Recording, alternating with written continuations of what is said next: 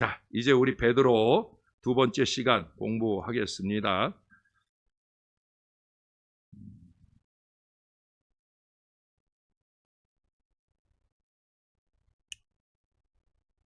지난주에 우리 마태복음 16장을 먼저 펴보실까요? 마태복음 16장. 예, 오늘도 그렇고 다음 주도 그렇고 주로 마태복음 16장 중심으로 물론 여기저기 좀 찾아보긴 할 텐데 제가 지난주 말미에 이 신령한 베드로가 이제 영적인 새 이름을 받게 될 거다 하는 말씀을 드렸어요. 그 영적인 새 이름 베드로라고 하는 이름을 받게 된 근거가 이제 바로 시몬 베드로의 신앙 고백, 예수님이 또 다른 이름을 주신다. 이 얘기를 이미 예수님이 이 베드로를 만날 때, 안드레가 베드로를 전도해 왔을 때, 그때 예수님께서 그 베드로에게 그랬어요. 넌 앞으로 게바라 불려질 거다. 게바는 게바는 히브리 말로 그렇죠? 헷갈립니다, 제가. 예. 어떻든 게바 또는 베드로 이렇게 불려지게 될 것이다 말씀을 드렸었어요. 그리고 이제 오늘 그 근거가 되는 내용들을 이제 살펴보려고 합니다. 먼저 시몬 베드로의 고백 부분을 우리가 함께 생각해 보도록 하겠습니다. 16절 가보실까요? 15절에서 예수님 물으시죠. 너희는 나를 누구라 하느냐 물을 때 시몬 베드로가 뭐라고 대답합니까? 우리 16절 한번 읽어봅시다. 시작. 시몬 베드로가 대답하여 이르되 주는 그리스도시요 살아계신 하나님의 아들이시니이다. 아멘. 예, 아주 중요한 고백을 하는데 여기서도 베드로가 주는 그리스도시요 살아계신 하나님의 아들이십니다 라고 고백을 할 때 그때 17절에 가보니까 예수님께서 대답하여서 말씀합니다. 바요나 시모나 내가 복이 있도다. 이를 내게 알게 하니는 혈육이 아니요 하늘에 계신 내 아버지시니라. 여기서 아주 중요한 말씀을 하셔요. 예. 주는 그리스도시요 살아계신 하나님의 아들이십니다. 정말 전무후무한 대단한 신앙 고백을 아주 잘했어요. 그런데 그 고백에 대하여 예수님께서 하시는 말씀이 의외의 말씀을 하셔요. 첫 번째 말씀은 뭐냐면 바요나 시모나라는 얘기. 바요나가 무슨 뜻이라고 그랬죠? 예? 요나의 아들이라고 그랬어요. 요나. 제가 지난주에 요나 또는 요한 누구예요? 예, 베드로의 아버지. 예, 요나나 요한 같은 말이라고 그랬어요. 베드로의 아버지. 바라고 하는 것은 이거는 아들이라는 얘기예요. 그래서 요나의 아들 시모나, 요한의 아들 시모나 하는 얘기예요. 예. 그러면서 하는 얘기가 뭐냐면 이것을 내게 알게 하니는 혈육이 아니다. 내가 육신적으로 이것을 알게 된 게 아니다 하는 얘기를 해요. 근데 여기서 예수님이 아직도 그를 시몬이라고 상기시켜주고 있는 그 내용을 읽어볼 수가 있어요. 너 신앙 고백 잘했는데 그래도 너 아직도 너 시몬이야 라고 말씀하셔요. 그러면서 거기 뭐라고 해요? 예, 이것을 내게 알게 한 것은 뭐라고 그래요? 예, 혈육이 아니라는 거죠. 내게 알게 한 것은 혈육이 아니다. 혈육은 이미 언급을 했어요. 바요나라는 말이 혈육을 언급하신 거잖아요. 예? 근데 부모 신앙이 결국 자식 신앙의 보장이 아닌 것을 볼 수가 있어요. 우리 신앙대로 우리 신앙보다 더 우리 아이들이 잘 자라줬으면 좋겠는데 안타깝게도 부모 신앙이 자식 신앙으로 이어지지 못한다. 또 이 시몬 베드로 같은 경우에는 요나는 예수님 몰랐잖아요. 그렇죠? 예수님 못 믿었어요. 그러나 감사하게도 베드로는 예수님을 믿게 되었어요. 그러니까 부모 신앙이 자식 신앙의 보장이 안 되기도 하지만 반대로 부모가 신앙 없다 할지라도 자식 때 더 좋은 믿음을 보여줄 수도 있다라고 하는 거예요. 각 개별로 그 모든 일들은 뭐가 필요하다는 거예요? 그 다음에 보세요. 이를 알게 한 이는 혈육이 아니라 하늘에 계신 내 아버지시라. 할렐루야. 아버지가 해주시는 은혜예요. 아버지 은혜. 여러분, 신앙이 잘 고백되는 거, 신앙이 잘 사라지는 거, 이건 절대 내가 잘나서 되는 것이 아니다라고 하는 거예요. 하나님의 은혜를 입어야 되는 거예요. 하나님의 은혜로운 계시에 의해서 고백되어진 거다. 우리의 말과 행동도 이 은혜를 입어야 된다. 은혜가 깊어져야 그래야 하는 이유가 바로 여기에 있다는 거예요. 혈육은 우리가 가진 육신의 지식이나 안목을 총칭하기도 합니다. 그냥 단순히 요한의 아들이라고 하는 이 피를 나눈 혈육만 말하는 것이 아니라 육신적인 것까지, 우리가 세상적인 지식이라든지 또는 우리가 인간적으로 가진, 어떤 사람은 보면 좀 지혜로운 사람이 있잖아요. 매사를 좀 분별력 있게 그렇게 행하는 사람이 있잖아요. 똑같은 일을 해도 말만 많고 일은 제대로 못하는 사람이 있고, 말은 없는데 일은 똑부러지게 하는 그런 사람들이 있잖아요. 그게 말하자면 혈육으로라고 말하는 것에 들어갈 수 있다는 거예요. 그러나 그런 육신적인 알무로 참 신앙 고백은 어려운 일이라는 거예요. 오직 하나님의 은혜가 절대적으로 필요한 줄로 믿습니다. 혈과 육으로는 아무런 깨달음을 얻을 수가 없다는 거예요. 그런데 여기서 예수님이 옛 성품, 다시 말해서 시몬 베드로의 그 옛 성품, 그것은 신앙 고백을 하는데 아무런 도움을 주지 못했다라고 하는 거예요. 하나님의 초자연적인 능력으로만 가능한 일이다라는 말씀입니다. 예수님께서는 그의 신앙 고백을 실제적인 방법으로 적용시키면서 베드로에게 본질적인 것을 말씀해 주셨습니다. 처음 출생은 아담의 후손, 혈과 육입니다. 그런데 지금 너는 믿음으로 내 안에서 하나님의 아들, 내 아버지의 자녀가 되었다 하는 말씀을 하시는 거예요. 베드로만 아니라 우리 모두가 다 마찬가지. 너의 이름은 아직도 시몬이지만 내가 이제 너의 새 이름 베드로를 줄 거다. 그 다음 바로 18절에 보면 거기 베드로라는 이름이 등장을 하잖아요. 너는 아직도 육신의 사람으로 영과 육 사이에 다툼이 있을 수 있으나 그러나 거기에는 타협이 있을 수 없다. 때로는 인간적인 모습도 보여지고 때로는 영적인 모습도 보여지고 그럴 수 있다는 거예요. 좀 이따 얘기하겠지만 베드로도 그런 면이 무척 많은 걸 우리가 잘 압니다. 베드로는 옛사람 시몬의 모습을 결코 벗어날 수가 없어요. 여러분, 요한복음 21장 그 갈릴리 바다에서 예수님이 마지막으로 베드로를 만나는 장면이 나오잖아요. 고기 잡으러 갔던 베드로와 그 제자들을 예수님 찾아가셔서 베드로를 만나죠. 베드로가 예수님 3번 부인했던 걸 다시 회복하는 베드로의 3가지 질문에 답하시는 내용도 나와요.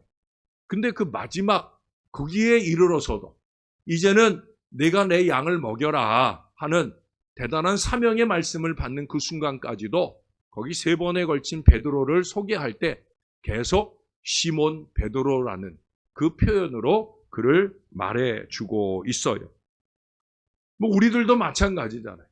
우리가 예수 열심히 믿는다 하지만 또 우리에게 목사라든지 뭐 장로, 권사, 안수집사 이 직분, 이 사명이 주어졌는데도 불구하고 그 사명에 걸맞는 사람이 아닌 경우, 그 사명에 걸맞지 못하는 모습을 보일 경우가 얼마든지 많잖아요. 솔직히 그래요. 야, 이거 장로가 돼갖고, 죄송해요, 장로님. 장로님 말고. 이 장로가 돼가지고, 이 목사가 돼가지고. 우리가 그런 사람들이 있잖아요. 뭐 저 자신도 뭐 거기에 벗어나는 존재는 아니에요. 누구나 다 그렇죠. 시몬 베드로도 마찬가지. 그게 우리들이에요.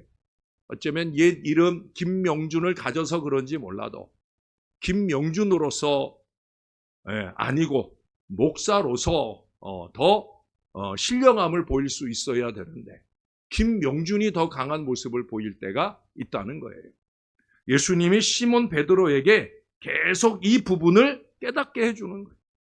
왜냐하면 누구보다 앞장서는 일에 베드로가 열심이잖아요. 그렇죠? 지금도 다른 제자들에 비해서 그가 예수님 앞에 먼저 신앙 고백받고 칭찬을 듣잖아요. 주는 그리스도시요 살아계신 하나님의 아들입니다. 어찌 보면은 예수님께 드리는 신앙 고백의 가장 FM, 최고의 고백을 그가 드렸어요. 이것뿐입니까? 요한복음 6장에서도 우리 봤잖아요. 예? 영생의 말씀이 주께 있사오니 우리가 네게로 가겠습니까? 주님은 그리스도십니다. 이 대단한 고백을 드려요. 또 최후의 만찬 자리에서 예수님께서 너희 중에 누가 날 팔 거다. 그러니까 베드로가 뭐래요? 내가 주와 함께 죽을지언정 절대로 그런 일은 없을 겁니다. 예, 대단한 사람이에요. 그래서 예수님은 더더욱더 분명하게 그에게 알게 해주시는 거예요. 너 시몬이다. 너 시몬이야. 너 결국 닭 3번 울기 전에 나 부인할. 닭이 2번 울기 전에 나를 3번 부인할. 바로 시몬이다. 시몬이다. 끊임없이 주님은 이 점을 가르쳐 주셔요. 지금도 마찬가지예요. 베드로라는 이름을 붙여주지만 왜 시몬이라 하느냐? 거기 뒤에 22절에 바로 그러잖아요. 베드로가 예수를 붙들고 항변하여 이르되 주여 그리 마옵소서 이 일이 결코 죽게 미치지 아니하리이다. 예수님 순한 예고에 대해 그게 누구의 뜻이에요? 하나님의 뜻이고 예수님 뜻이에요. 근데 함부로 예수님 뜻을 무시하고 하나님 뜻을 무시하고 절대 그런 일이 일어나면 안 됩니다. 인간적인 얘기를 하는 거예요. 혈육의 매인 얘기를 하는 거예요. 그래서 예수님이 아직도 그를 시몬이라고 부르고 계시는 거예요. 물론 시몬이었다가 베드로였다가 시몬이었다가 베드로였다가 이 모습을 반복해서 보입니다. 자, 여러분 어느 편이 더 강할까요? 아직도 여전히 시몬, 육신적이고 세상적이고 이기적인 그 모습이 강한가? 아니면 이제는 베드로의 신령함, 신앙적인 영성이 더욱더 드러나고 있습니까? 시몬과 베드로 어느 편에 서겠습니까? 그건 이 시몬 베드로에게만 주는 질문이 아니죠. 우리들도 마찬가지. 어느 편에 서겠습니까? 예? 선줄로 착각하지 말고 더욱 겸손히 닭울음 소리를 듣는 깨어날 줄 아는 믿음이 되어야 된다는 거예요. 하나님의 말씀의 소리에 귀를 기울이고 그 말씀 들려올 때 이 베드로처럼 영성을 깨우는 믿음의 사람이 될 수 있어야 된다는 거예요. 그 가장 중요한 근거는 뭐예요? 은혜를 은혜로. 뭐라고요? 은혜를 은혜로. 아, 은혜이구나. 은혜를 캐치하는 능력. 예? 은혜를 은혜로. 말씀을 들을 때 그 말씀 속에서 내 은혜를 받는 그런 사람이 되어야 되고, 아, 지금 교회 가운데 하나님의 은혜가 강물처럼 부어지고 있구나. 이걸 캐치할 줄 알아야 돼. 야, 이 은혜가 부어질 때 나는 과연 뭘 해야 될까? 예?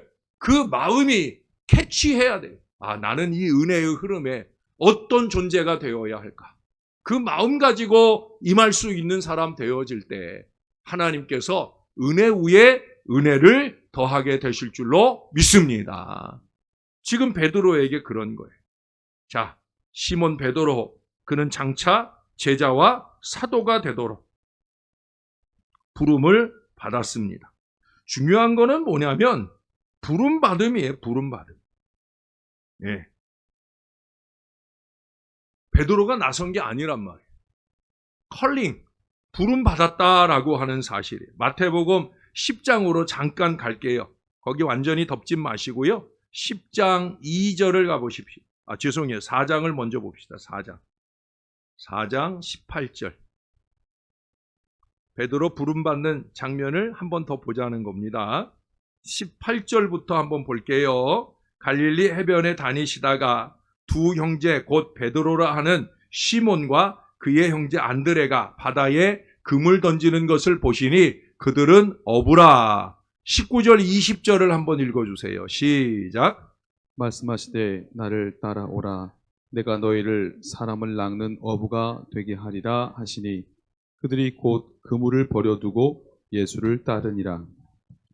아멘. 여러분, 이게 좀 더 환하게 보이지 않아요? 별로예요? 아, 그래요? 조금 나아졌는데, 네. 오늘 제가 여기 한번 렌즈도 좀 닦고, 렌즈도 좀 초점도 잘 맞추고 해서, 지금은 이게 화면이라 조금 덜 느껴질 수 있는데, 이게 영상이라 조금 더 나아졌어요. 많이 나아졌어요. 제가 전에 이 램프를 좀 갈으라고 그랬는데, 이게 한 2년 전에 새 램프를 갈았는데, 오늘 확인해 보니까 램프를 간다고 그러고 옛날 거를 그냥 다시 옛날 걸 빼고 새 램프를 꺼냈는데 새 램프를 안 끼고 옛 램프를 그냥 그랬던 것 같아요. 왜냐하면 오늘 혹시나 싶어서 제가 그걸 안 버리고 뒀는데 그걸로 바꿔 꼈더니 더 밝아. 그러니까 옛날 게 더 밝게 나오는 그런 기현상을 보이게 됩니다. 이제 마음 같아서는 이제 이 프로젝트 이게 그래도 10년 전에 제가 왔을 때 어느 가정에서 1,000만 원 넘게 헌신해가지고 이거 산 거예요. 되게 비싸고 좋은 거 산 거예요. 그때만 해도. 근데 지금은 이제 프로젝트 시대는 지나고 이제 스크린으로 이제 다 TV도 막 100인치 넘는 TV들도 나오고 그러잖아요. 그래서 스크린 시대가 이제 돼가지고 왜냐하면 이 램프도 100만 원 돈 해요. 그 램프 하나 100만 원 살 돈이면 거기에 이제 그 돈 조금 더 보태서 이 스크린으로 우리 이 정도 사이즈면 한 120인치 정도 되는데 그 정도 모니터를 마련하는 쪽으로 가야 될 것 같아요. 그래서 우선은 뭐 임시방편으로 오늘 조금 손을 보고 해서 조금 선명도가 나아졌어요. 전에보다는 조금 더 나아졌는데 근데 어떻든 우리도 얼마 안 있으면 왜냐면 이게 제가 올해 들어서 그 얘기를 2번 들었어요. 한 번은 지난번에 우리 부흥회 전도 간증 집회하러 오신 장로님이 그때 저한테 두 번째 저거 2시간 들어오기 전에 잠깐 그 점심 먹고 시간이 있을 때 목사님 죄송하지만 제가 딱 한 말씀만 제가 좀 말씀드리고 가고 싶어요 하면서 한 얘기가 이게 너무 후졌다는 거예요. 목사님 너무 후졌어요. 이게 요새 누가 이런 걸 씁니까? 우리 신월제일교회 정도 되면 좀 좋은 걸로 좀 요새 선명도 좋은 스크린으로 이렇게 하시면 좋겠다. 그런 권면을 들었는데 얼마 전에 새 가족이 왔는데 누가 전도한 새 가족이 왔는데 그분이 그랬다는 거예요. 자기 전도한 사람한테 야 니네 교회는 그 화면이 왜 그 모양이냐? 우리 제가 많이 상처받았어요. 그래서 제가 이번 주에는 내가 꼭 한번 이걸 손보리라 하고 오늘 또 오전에 답사 갔다 와고 오후에 바빴지만 그래서 시간 내가지고 한번 정비를 땀 삐질삐질 흘리면서 해가지고 조금 나아졌는데 또 몇 달 좀 버텨봐야죠. 어떻든 그렇습니다. 자 여기 오늘 말씀에 보니까 이 베드로가 부름받는 장면이 나와요. 이 장면은요 마태복음, 마가복음, 누가복음 다 나와요. 근데 누가복음은 좀 달라요. 여러분 마태, 마가, 누가복음을 공관복음이라고 그래요. 그 공관복음의 기초가 되는 복음은 마가복음이라고 그랬어요. 마가복음이 기초를 이루고 그 마가복음은 16장으로 되어 있잖아요. 요약본이에요. 요약본. 그리고 그 마가복음에다가 살을 붙인 게 마태복음이에요. 그리고 누가복음 역시도 그 마가복음을 근거로 해서 살을 붙였어요. 요한복음은 관점이 완전히 달라. 요한이 나름대로 요한이 깊이 있게 이 예수님과 자기가 경험한 예수님을 잘 정리해서 그래서 요한복음을 적었어요. 그러니까 세 복음서는 흐름이 같고 요한복음은 완전히 달라. 근데 마가복음을 근거로 해서 마가복음과 마태복음의 이 부르심 사건은 그 내용이 거의 똑같이 언급이 되어 있어요. 그러나 누가복음은 지난주에 얘기했죠. 누가복음에는 조금 더 극적으로 표현이 되었다. 그래서 여기 오늘 본문에 보면은 안드레, 시몬 베드로라 하는 시몬과 그의 형제 안드레가 바다에 금을 던지는 것을 보시니 그들은 어부라 그랬어요. 그러고 이제 중간 얘기가 빠진 거예요. 그 중간 얘기를 누가 하는 거예요? 누가복음에 적고 있는 거예요. 그 누가복음은 좀 더 극적으로. 거기는 좀 더 베드로를 좀 더 그 부르심의 근거를 확실하게 적고 있어요. 베드로는 어떤 사람인가? 지난주에 제가 누가복음 5장 내용을 이야기식으로 이렇게 잘 풀어드렸어요. 오늘은 좀 요약해서 얘기를 하면 누가복음에 나와 있는 베드로, 시몬이죠. 그때까지는. 이 시몬은 어떤 사람이라고 그랬어요? 지난주 한번 얘기한 거 기억하시면서 처음에는 성실한 사람이라고 그랬어요. 성실한 사람. 왜 그랬어요? 밤새도록 고기를 잡았어요. 잡았어요? 못 잡았어요? 한 마리도 못 잡았는데 그러면 보통 저 같으면 그런다는 거예요. 승질 나가지고 금을 내팽개치고 들어가서 그냥 디비져 자는 거죠. 근데 베드로는 안 그랬어요. 어떻게 했어요? 그물을 씻었어요. 그날 밤에 다시 또 고기 잡으러 갈 준비를 하고 들어간다. 이건 보통 마음 갖지 않으면 어려운 얘기예요. 예수님은 거기서 성실함을 봤어요. 제가 그때 그런 얘기를 했어요. 예수님, 하나님은 세심한 분이다. 예? 우리들 한 사람 한 사람을 세심하게 보셔요. 예? 그냥 겉으로 보이는 모습만으로 보질 않는단 말이에요. 예? 겉으로 보이는 모습 말고 뒷모습이 있거든요. 예? 여러분들은 여러분들 겉으로 보이는 모습만 보지만 목사는 여러분들이 보지 못하는 모습들을 보거든요. 목사가 보게 되는 여러 가지 근거들이 있거든요. 이 사람의 헌금 생활이나 이 사람의 헌신 생활이나 여러분들은 겉으로 보여지는 모습들만 보지만 목사는 이면을 봐요. 예. 그런 걸 종합적으로 목사도 평가를 하거나 이 사람이 믿음 있는 사람인가 신령한 사람인가 아니면 모양만 있는 사람인가 큰 소리만 치는 사람인가 목사는 어느 정도는 그게 파악이 돼요. 근데 저보다 더 세심하게 파악하는 분은 누구라고요? 하나님, 예수님이에요. 다 보시고 다 들으시고 우리가 어디 가서 뭘 하든지 다 아시니까. 예. 근데 베드로의 바로 그 성실함을 본 거예요. 그리고 또한 자비한 마음을 보죠. 피곤해 죽겠는데도 예수님 부탁하니까 그 부탁을 들어줘요. 따뜻한 사람. 예. 자비한 사람, 따뜻한 사람. 제가 이 얘기들을 다시 한번 정리해서 나열하는 이유는 뭐예요? 우리가 하나님께 쓰임 받으려면 이런 준비들이 되어야 되는구나. 물론 하나님 일 하는데 제일 중요한 것은 좀 이따가도 얘기했지만 성령의 능력인 줄로 믿습니다. 오늘 아침에 말씀드린 것처럼 능력 받아야 되는 거예요. 베드로도 결정적으로 그가 베드로 역할을 하게 된 결정적인 출발점은 뭐예요? 성령 받으면서. 사도행전 2장에 성령 받으면서 그가 비로소 위대한 하나님의 증인으로 쓰임받게 되는 역사가 나타나요. 근데 그 이전에 준비되는 사람, 성실한 사람, 자비한 사람, 그 다음에 그는 협동도 할 줄 알아요. 협동. 예? 고기를 잡으려고 그물을 내렸는데 고기가 너무 많이 잡히는 거예요. 우리 같으면 어떻게 해요? 죽으나 사나 내가 어떻게 하든지 내 배에 담아가지고 내가 이거 끌고 가다가 물에 빠져 죽을지언정 나 혼자 먹어야지 이럴 텐데 베드로는 안 그랬다는 거예요. 예, 자기와 동업자의 친구들을 불렀어요. 야, 빨리 배 가지고 와, 배 가지고 와. 베드로만 못 잡지 않고 그 전날 밤에 그들도 못 잡았을 거 아니에요. 그러니 그들에게 희망을 주는 사람이에요. 빨리 와라. 그래서 2배 가득 고기를 잡게 되는 협동하는 사람. 뿐만 아니라 그는 회개의 사람이 회개의 사람. 여러분 특별히 이게 중요해요. 하나님께 잘 쓰임 받는 데 있어서 나는 죄인입니다. 나는 죄인입니다. 그가 너무 자기의 죄성을 깊이 깨달았기에 나를 떠나소서라는 고백까지 하지만 어떻든 그는 회개의 사람이에요.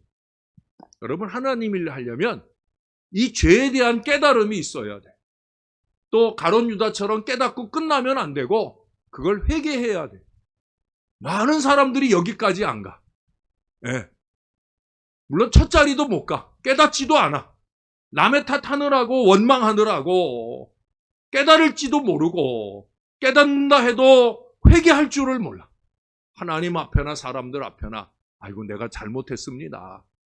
결국 그거 못하면은요 하나님이 쓰시고자 하는데 쓰임받는 큰 일꾼이 되기 어려운 거예요.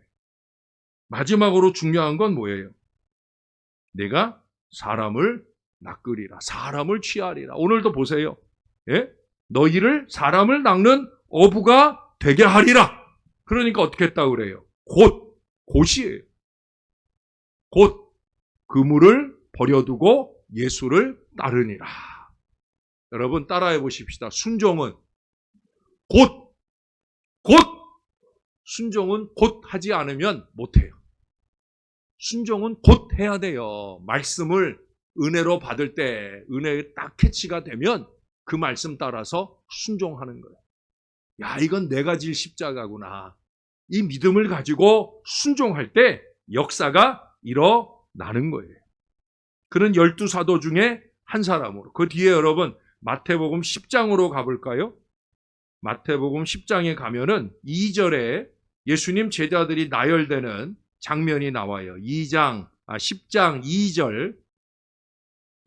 12사도의 이름은 이러하니 베드로라 하는 시몬을 비롯하여 그의 이름이 몇 번째 나와요? 첫 번째 나와요. 첫 번째. 예? 그의 이름이 첫 번째. 마가복음 3장 16절에서도 제자들 이름 나열될 때 첫 번째로 나와요.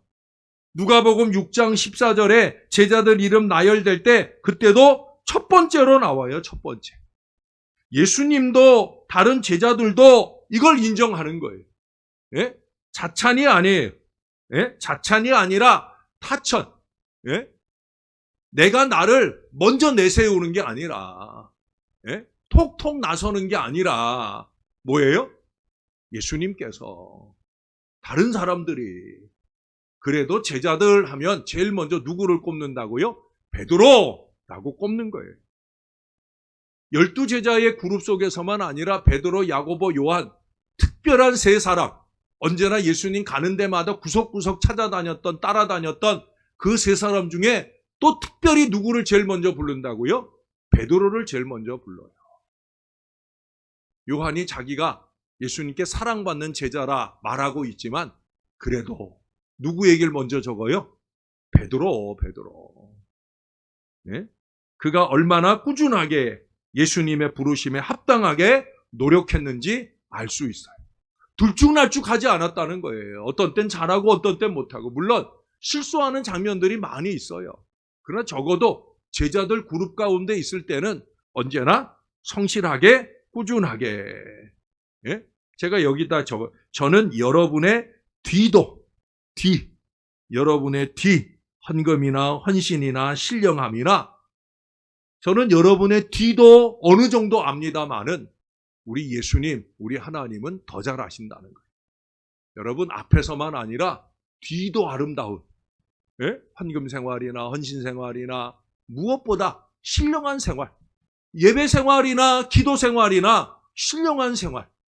여러분 목사가 이 정도 한 3, 40년 목회하면은요 기도하는 것만 탁 들어도 알아요. 한 주간 어떻게 살았겠네. 아이고 이번에 대표기도 하기 전 지난번 기도하고 비교해 보면 아이고 한 달 넘게 세상과 버타여 잘 살다 오셨네. 이게 다 가늠이 된다니까요. 아무리 미사여구 쓰고 해도. 여러분 죄송한 얘기지만 목사가 저처럼 웬만큼만 신령해도요 그런 거 턱 알아요. 겁나죠? 뭐 겁나. 네. 좀 깊이 있게 신앙생활 하자는 거예요. 깊이 있게. 좀 신령하게. 왜? 지금 이 베드로가 그렇다는 거예요. 베드로는 계속해서 그렇게 첫 자리가 자기 자리가 되는 거예요. 예? 죄송한 얘기지만 표 많이 받아가지고 예? 수석장로 돼야 첫 자리가 아니에요. 하나님께 첫 자리가 돼야 되는 거예요. 하나님께 첫 자리가 되는 거. 하나님께 첫사람이 되는 거. 이것이 제일 중요한 거예요. 자, 그 다음 예수님은 베드로를 통해 아주 중요한 일을 시작하셨다는 거예요. 그게 뭐냐면 베드로를 통해 처음 교회, 뭐를요? 교회를 언급하셨다는 거예요. 자, 이제 마태복음 16장으로 다시 가겠습니다. 16장 18절을 보겠습니다. 18절. 자, 오늘은 이 단락까지는 꼭 해야 돼요. 서둘러서 진행을 해볼게요. 18절. 여러분이 한 번만 같이 읽어주세요. 시작. 또 내가 네게 이르노니 너는 베드로라. 내가 이 반석 위에 내 교회를 세우리니 음부의 권세가 이기지 못하리라. 아멘. 자, 여기 베드로라는 의미의 이름이 두 번 나와요. 네, 처음에는 베드로라는 이름으로 나오고 그 다음 뭘로 나와요? 예? 반석. 아유, 똑똑해. 우리 교인들은 너무 똑똑해. 예? 처음에 베드로. 예, 제가 헬라어로 한번 써볼게요. 이게 좀 비교를 해드려야 돼요. 베드로. 예? 예. 여기에 쓰인 이 베드로는 페트로스예요. 페트로스. 페트로스. 이거는 단수예요. 단수. 예, 쉽게 얘기하면 돌멩이에요. 돌멩이. 흔들릴 수 있는 연약한 돌멩이. 사실 베드로는 이후에도 수없이 흔들려요. 아까도 제가 22절을 꼽아드렸잖아요. 예? 그것만 아니에요. 겟세마네 동산에서 예수님께서 다른 제자들은 멀찍이 두시고 베드로는 좀 더 가까이에서 나를 위해 기도해달라고 그랬는데 기도했어요? 잤어요? 잤어요. 이게 조는 수준이 아니라 잤어요. 예. 이게 졸음이 반복이 되면은요, 자. 예. 그래서 그런 사람들 별명은 뭐예요? 또 자. 예. 또 자.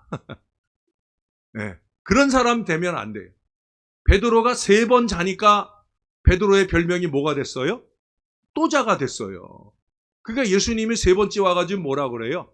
야, 그냥 이제 자라. 그게 어떤 때예요? 예수님 지금 잡히러 가는 거예요. 지금 잡히러 걸어가는데 야, 잘 자. 계속 자고 있어. 그게 얼마나 참담한 마음이겠어요. 이제 고난받고 죽으러 가는데 너무 한심하니까 야, 또 자. 이제 푹 자. 라고 얘기하고 가는 거예요. 안타깝게도 베드로가 그래. 예? 또 예수님 그래서 결국은 3번 부인하잖아요. 그것만 아니라 예, 나중에 예, 그 고기 잡으러 갈릴리로 또 가기도 하고 결정적으로는요. 로마에서 그가 예, 이렇게 로마를 벗어나서 왜? 로마에 박해가 시작이 돼가지고 너무 많은 심한 박해가 드니까 목숨을 부지하기 위해서 그가 로마를 피해서 도망 나가요.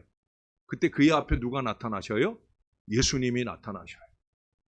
그래서 이 베드로가 그 예수님께 물었잖아요. 코바디스 도미네. 여러분 코바디스라는 영화 보신 적 있으시죠? 그때 그 유명한 대사가 나오는 코바디스 도미네. 주여 어디로 가시나이까? 나 네가 버리고 나온 로마로 간다. 너 대신 십자가 지러 간다. 그때 정신이 번쩍 나는 거예요. 그래서 아닙니다. 그러고 이제 베드로가 가서 십자가에 거꾸로 못 박혀 죽는 거예요. 그러니까 마지막 그때까지 로마 교회를 세우기까지 했음에도 불구하고 그게 바로 우리들이에요. 우리들. 예? 시몬으로 갔다가 베드로로 갔다 시몬으로 갔다 베드로로 갔다. 베드로가 그래서 예? 베드로 예수님께서 너는 돌이야 반석이야 라는 말씀을 주셨지만 홀로 있을 땐 베드로일 수밖에 없는 거예요. 그게 페트로스 이 이름에 담긴 의미예요. 그 뒤에 반석이 나오죠. 반석. 예?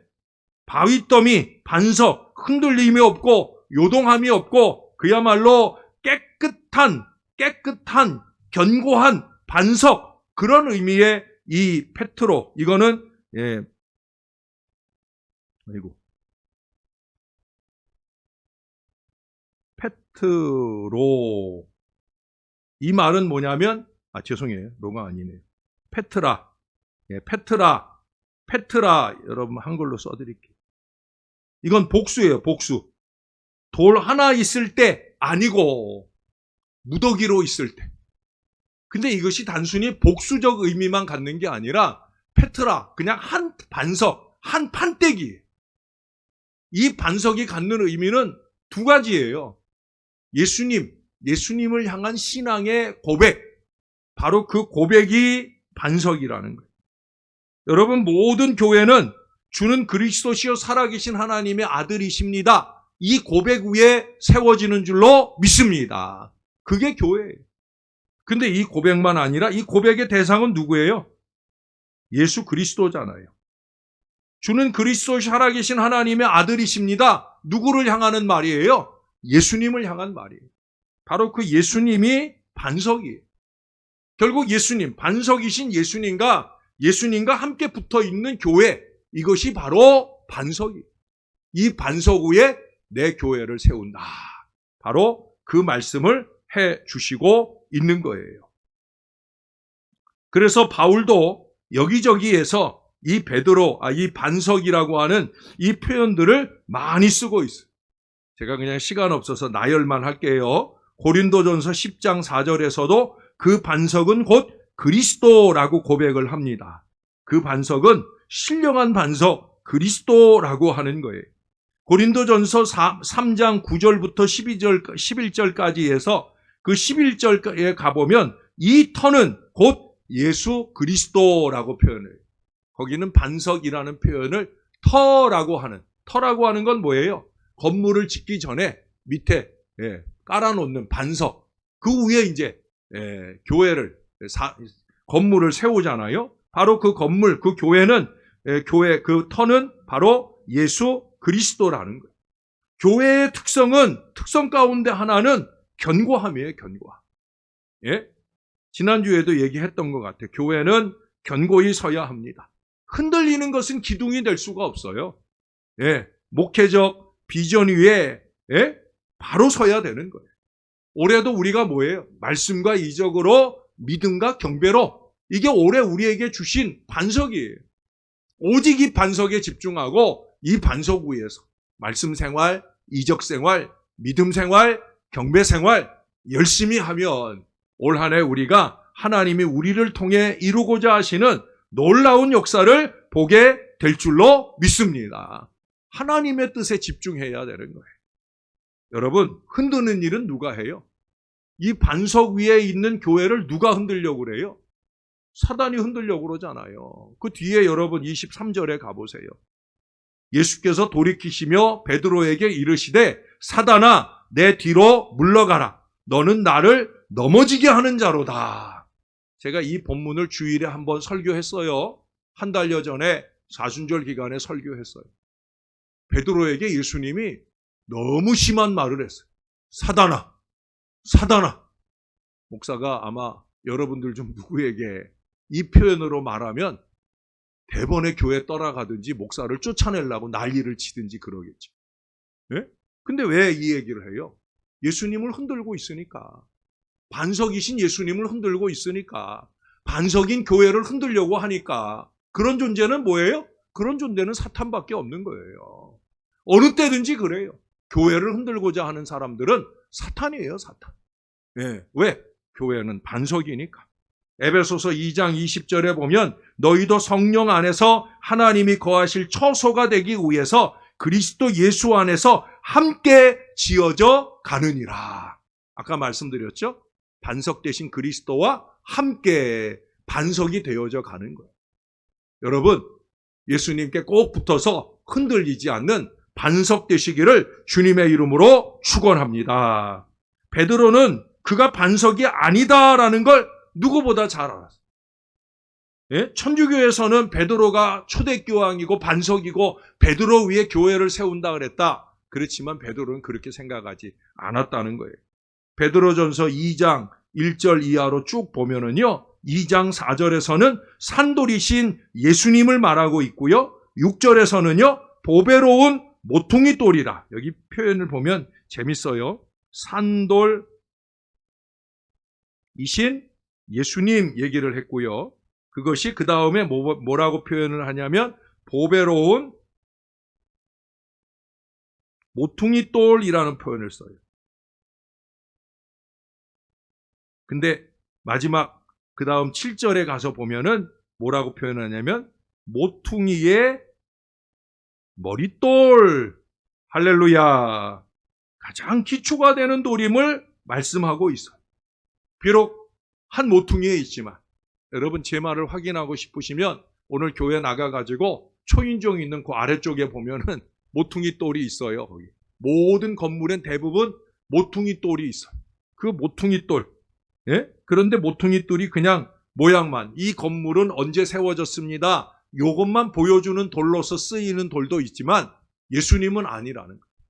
예수님은 반석, 이 교회의 기초가 되시는 그런 분이다라고 하는 거예요. 언제나 머릿돌 예수님 위에 든든히 세워지는 교회, 우리 신월제일교회는 그런 교회 된 줄로 믿습니다. 누구도 자신의 믿음을 과신해서는 안 돼요. 항상 겸손히 하나님을 의지해야 됩니다. 늘 말씀드리지만 자신의 믿음을 보지 말고 믿음의 대상이신 예수 그리스도를 믿고 의지해야 됩니다. 그러면 그 반석 대신 그리스도와 함께 잘 연합되어지고 흔들림 없는 믿음으로 아버지 하나님의 거룩한 뜻을 함께 이루어가는 믿음의 백성이 될 줄로 믿습니다. 저와 여러분이 이 견고한 믿음으로 올 한 해를 열심히 신앙하며 살아서 이 한 해가, 우리가 이 한 해가 오기 전부터 말했던 것처럼 부흥의 새로운 원년이 되고 올해가 마치기 전에는 우리 주일날 우리 본당의 예배당이 꽉 차고 그 이상의 역사를 바라보는 우리 신월제일교회 될 수 있기를 바랍니다. 우리 그 마음으로 한번 기도하십시다.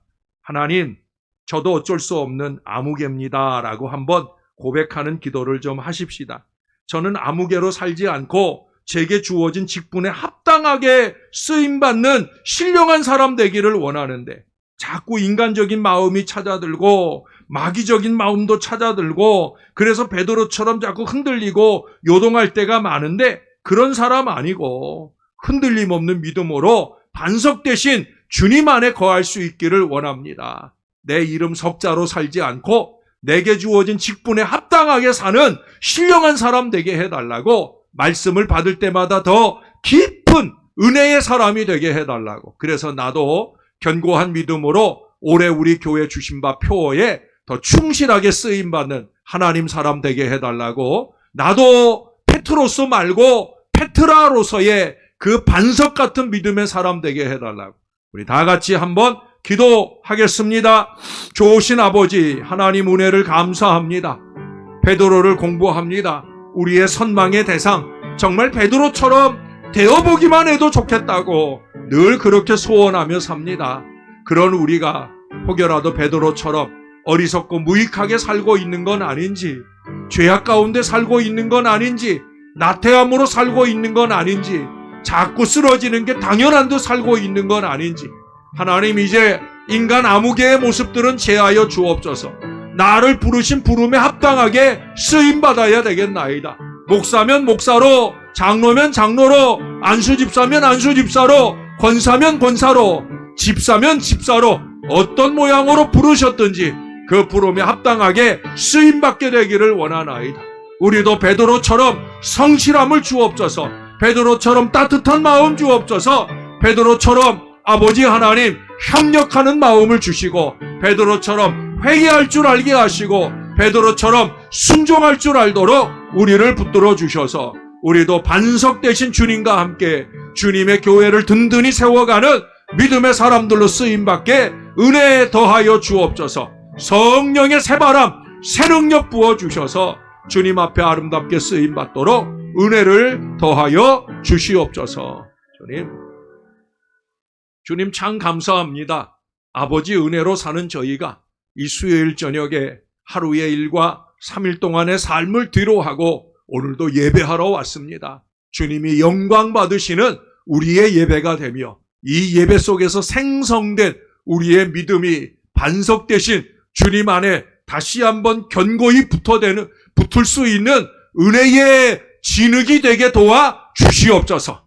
뗄래야 뗄 수가 없는 사단이 감히 넘보지 못하는 능력 있는 믿음으로 그렇게 주님 안에 꼭 붙어 사는 하나님 사람들 되게 하여 주시옵소서. 그래서 견고한 우리 믿음으로 주 앞에 순종하며 행하는 모든 일들로 통하여 겉으로 보이는 우리의 모습이 우리의 뒷모습도 될 수 있도록 은혜 베풀어 주시옵소서. 아니, 겉모습보다 뒷모습이 더 깊은 신앙을 보여주는 사람, 하나님이 보실 때 인정할 만한 믿음의 사람 다 될 수 있도록 은혜 베풀어 주시옵소서. 그래서 우리 하나님께 영광이 되고 우리 교회가 부흥하는데 쓰임받는 밑거름들이 다 되도록 은혜 베풀어 주시옵소서. 환절기입니다. 건강 상하는 분들 없게 하시고 하나님 은혜 안에 더욱더 견고한 영육이 되게 하셔서 주님의 큰 기쁨 이뤄내는데 어려움 없게